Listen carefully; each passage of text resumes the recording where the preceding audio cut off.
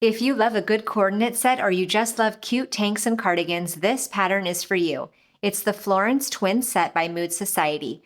This free pattern is packed with wonderful little details like a ruched center feature, lace trim, button placket, and best of all, a lettuce hem. I'll share the details of my serger settings for my hem, and I'll also be sharing my tried and true hack for sewing buttonholes into knit fabrics. I added 5 inches of length to both my camisole and cardigan front and back pieces so they're more of a standard length instead of a cropped length. For my fabric, I used a waffle knit for my first set here, and in today's video, I also used a waffle knit for the cardigan and a jersey for the cami. You want to knit with moderate to medium stretch. This set is super cute, and I especially love the cardigan. I can toss it over my other me-made tops and dresses. I hope you sew this duo too. Let's get started.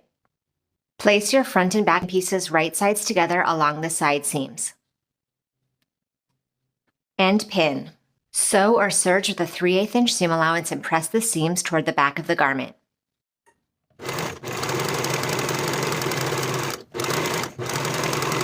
Once you've sewn the side seams, we're also going to finish the entire top edge all the way around the front and the back.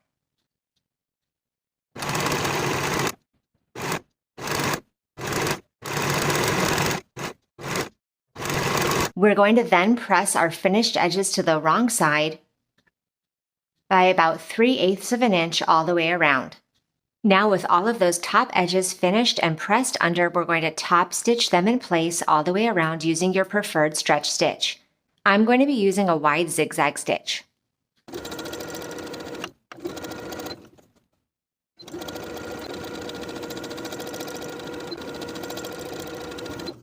Fold and pin your straps the long way right sides together. Sew the long raw edges at 3/8 of an inch.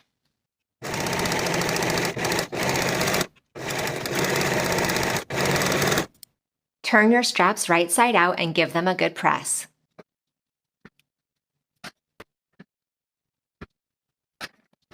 I like to press the strap so that the seam is centered along the back side. I'm going to turn the short edge of one of my straps to the inside by about 3/8 of an inch so we have a clean finish.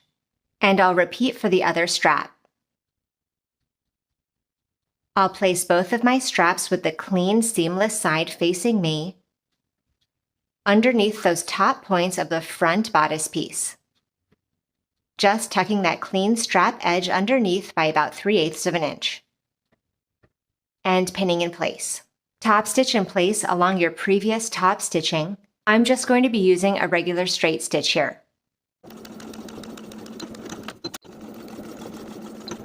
Now I'll flip my bodice to the back, and I'll turn the short edges of my strap on the opposite side to the inside just as before. And we'll place that short end onto the wrong side of the back bodice at the strap marking transferred from the pattern piece. And pin in place. Repeating on both sides. Then top stitch in place just as we did on the front. For the center front gathering, I'm going to transfer the line from my pattern piece. And I'll sew basting stitches from the top to the bottom of the line, leaving thread tails on both ends so I have threads to pull for gathering.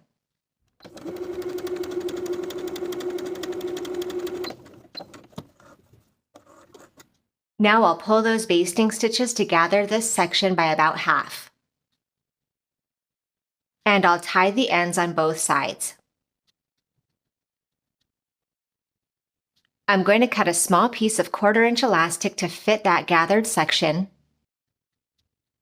And I'll top stitch that in place over my gathering stitches using a zigzag stitch.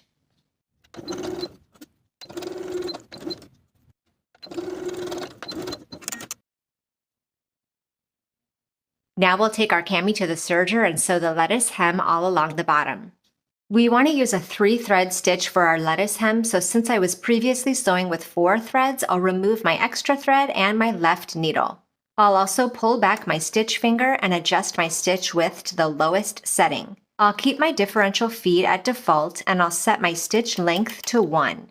My thread tensions from left to right are 4, 3, and 6. Now I'll place the fabric right alongside the blade and sew, stretching my fabric from both sides to get the best curly lettuce feature.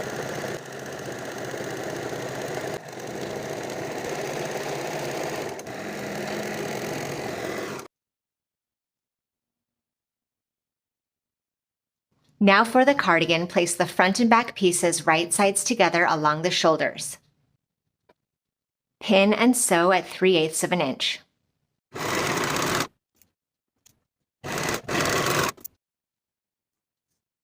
Now we're going to finish these inner edges of the neckline, starting at the bottom pointed edge around the back neckline to the opposite bottom pointed edge.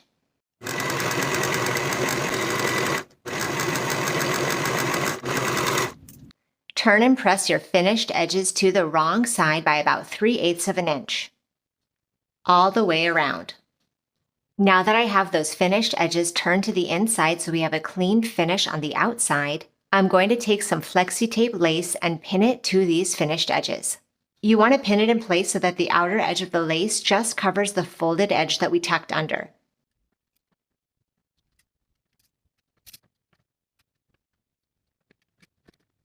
Now I'll top stitch the lace in place along both outer edges of the lace, from one bottom edge to the other. I'm going to be using a wide zigzag stitch on both sides of the lace.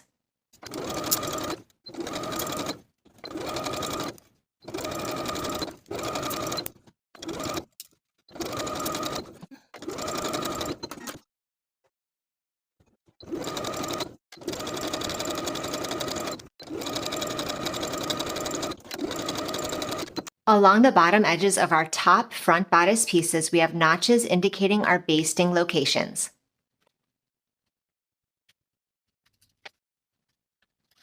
On both bottom edges, baste from notch to notch, leaving thread tails so you have threads to pull for gathering.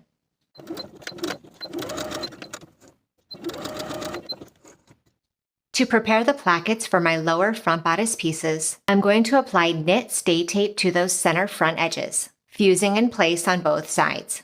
Once the stay tape is applied, I'll fold the center edge to the wrong side by 3/8 of an inch and give that a press.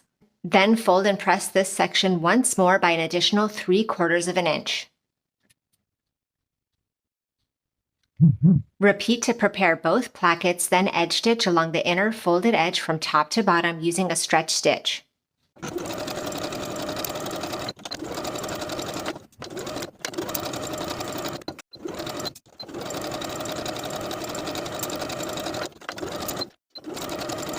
I've pulled my basting stitches along the top front bodice piece to slightly gather those sections. Now I'll place the upper and lower front bodice pieces right sides together along this edge and pin in place.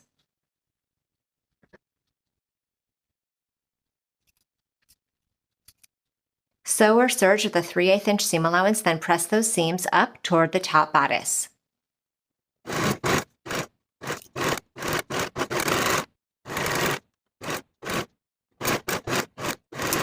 Place the front and back bodice pieces right sides together and pin your side seams. Sew both side seams with a 3/8 inch seam allowance and press your seams toward the back of the garment. Fold your sleeve in half right sides together along the underarm and pin in place. Sew with a 3/8 inch seam allowance. With my sleeve turned right side out, I'll place it into its corresponding armhole, aligning the underarm seam and the notches and pinning in place, right sides together. Sew the sleeve into the armhole with a 3/8 inch seam allowance and repeat for both sleeves.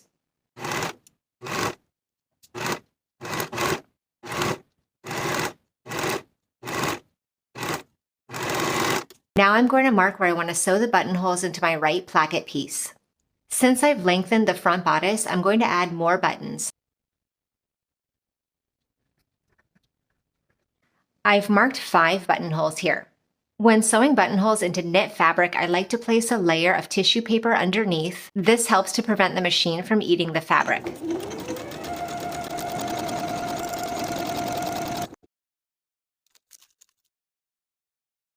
Before I add the buttons, I'm going to sew my hem along the bottom of the garment as well as the bottoms of the sleeves.